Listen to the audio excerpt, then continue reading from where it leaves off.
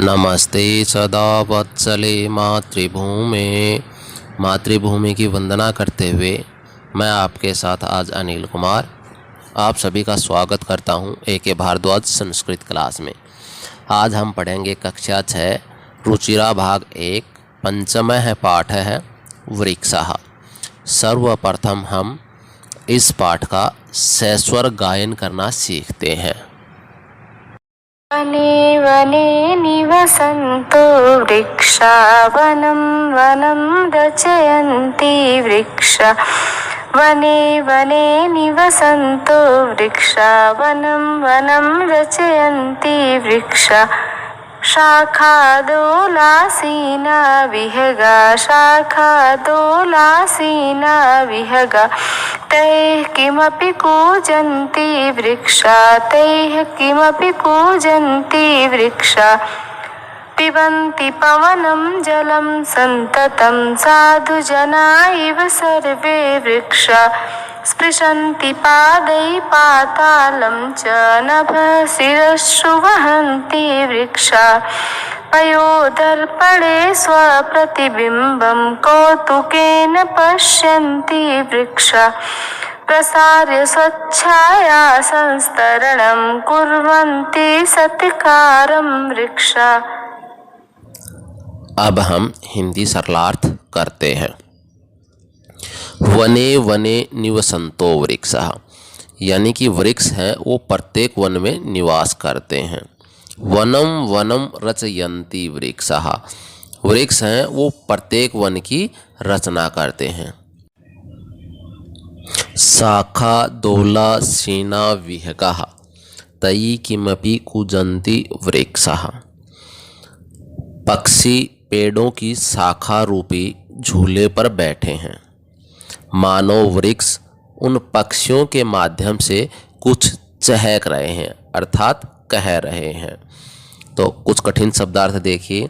विहगः यानी पक्षी, शाखा यानी टहनियाँ, दोला यानी झूला, आसीनः यानी बैठे हुए हैं। श्लोक संख्या 3। पिबन्ति पवनं जलं सन्ततं साधुजनः इव सर्वे वृक्षः, यानी सरलार्थ देखिए। वृक्ष हमेशा हवा और पानी पीते हैं, सभी वृक्ष सज्जनों की भांति होते हैं। अर्थात पेड़ साधुओं की तरह हवा और जल पीकर अपना जीवन यापन करते हैं। कठिन शब्दार्थ। संततम यानी लगातार, पिबंती यानी पीते हैं, साधु जना यानी तपस्वी लोगों की तरह। श्लोक नंबर 4। स्पृशन्ति पादैः पातालं च नभः शिरस्सु वहन्ति वृक्षः। सरलार्थ, वृक्ष पैरों से पाताल को छूते हैं और अपने सिर पर आकाश को ढोते हैं। अर्थात वृक्षों की जड़ें पृथ्वी में बहुत गहरी होती हैं और ऊंचे ऊंचे वृक्ष मानो आसमान को अपने सिर पर धारण किए हुए हों। अब कठिन शब्दार्थ देखिए। स्पृशन्ति यानी छूते हैं, नभः यानी आकाश को, शिरस्सु यानी सिर पर, वहन्ति यानी ढोते हैं। श्लोक नंबर 5। पयोदर्पणे स्वप्रतिबिम्बं कौतुकेन पश्यन्ति वृक्षः। सरलार्थ कि वृक्ष जल रूपी दर्पण में अपने प्रतिबिंब को आश्चर्यपूर्वक देखते हैं। अर्थात नदी किनारे स्थित वृक्षों का प्रतिबिंब नदी के पानी में दिखाई देता है। कठिन शब्दार्थ। पयोदर्पणे यानी जल रूपी शीशे में, पश्यन्ति यानी देखते हैं। अंतिम श्लोक। प्रसार्य स्वच्छाया संस्तरणं कुर्वन्ति सत्कारं वृक्षः। वृक्ष अपनी छाया रूपी बिस्तर को फैलाकर सबका आदर सत्कार करते हैं। अर्थात सभी वृक्षों की छाया में विश्राम करते हैं और वृक्ष सभी का अभिनंदन करते हैं। कठिन शब्दार्थ देखिए। प्रसार्य यानी फैलाकर, स्वच्छाया संस्तरणम यानी अपनी छाया रूपी बिस्तर को, सत्कारम यानी आदर। अब हम करते हैं अभ्यास। प्रश्न 1, वचनानुसारम रिक्त स्थानानि पूरयत, यानी वचनों के अनुसार रिक्त स्थान की पूर्ति करें। तो यथा में देखिए, वनम वने वनानि, इसी तरह से बनेंगे जलम जले जलानि, बिंबम बिंबे बिंबानि, वृक्षम वृक्षौ वृक्षान, ये द्वितीय विभक्ति है। तो इसी तरह से बन जाएंगे पवनम पवनौ पवनान, जनम जनौ जनान। प्रश्न संख्या 2, कोष्टकेषु प्रदत्त शब्देषु उपयुक्त विभक्तिम योजयित्वा रिक्त स्थानानि पूरयत, यानी कोष्टक में दिए हुए शब्दों में उपयुक्त विभक्ति को जोड़ करके रिक्त स्थानों की पूर्ति करें।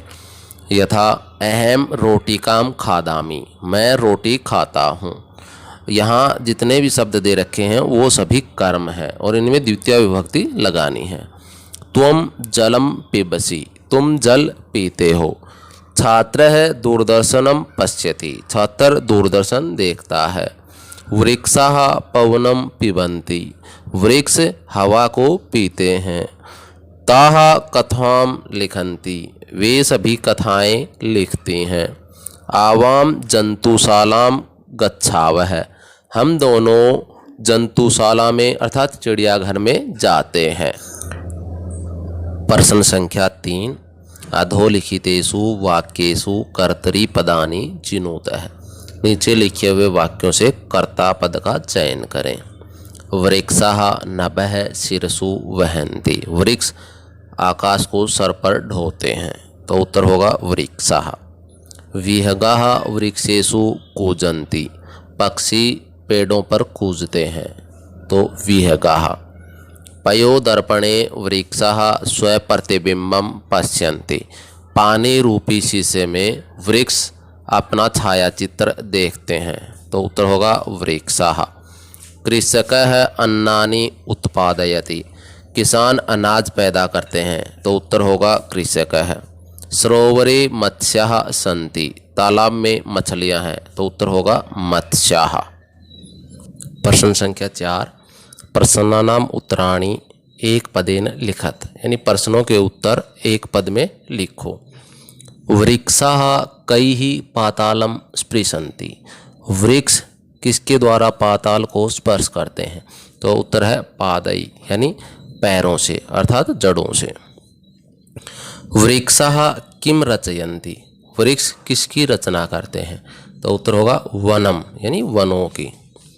विहगाः कुत्र आसीनाः, पक्षी हैं वो कहाँ पर बैठते हैं, तो शाखा दोला, यानी पेड़ों की जो शाखाएं हैं उसको झूला बनाकर।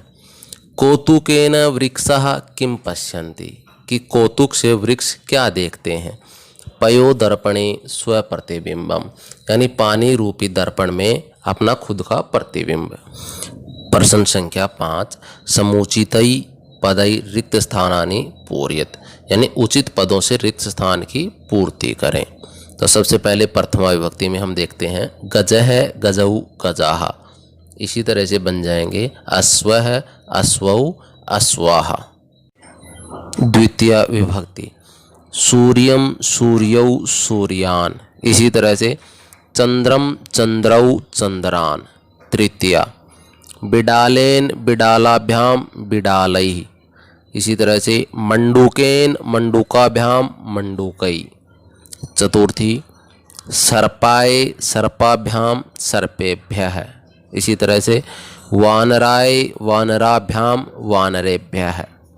पंचमी मोदकात् मोदकाभ्याम मोदकेभ्यः, इसी तरह से वृक्षात् वृक्षाभ्याम वृक्षेभ्यः। षष्ठी देखिए जनस्य जनयोः जनानाम, इसी प्रकार से शुकस्य शुकयोः शुकानाम। सप्तमी शिक्षके शिक्षकयोः शिक्षकेषु, इसी तरह से मयूरे मयूरयोः मयूरेषु। संबोधनम हे बालक हे बालकौ हे बालकाः, इसी तरह से हे नर्तक हे नर्तकौ हे नर्तकाः। प्रश्न संख्या 6, भिन्न प्रकृतिकम पदम चिनोत है, यानी इनमें जो अलग स्वभाव का है उसको चुनिए। तो पहला देखिए, गंगा, लता, यमुना, नर्मदा। तो यहाँ लता अलग होगा, बाकी सभी नदियों के नाम हैं। दूसरा, उद्यानम, कुसुमम, फलम, चित्रम। तो यहाँ चित्रम अलग होगा क्योंकि बाकी सारे पेड़ पौधों से जुड़े हुए हैं। तीसरा देखिए, लेखनी, तुलिका, चटका, पाठशाला। इसमें चटका अलग है क्योंकि बाकी सारी चीज़ें पढ़ाई से संबंधित हैं। अंतिम देखिए, आम्रम, कदलीफलम, मोदकम, नारंगम। तो यहाँ मोदकम अलग होगा क्योंकि बाकी सभी फलों के नाम हैं। चैनल को लाइक, शेयर और सब्सक्राइब करें। सभी का धन्यवाद।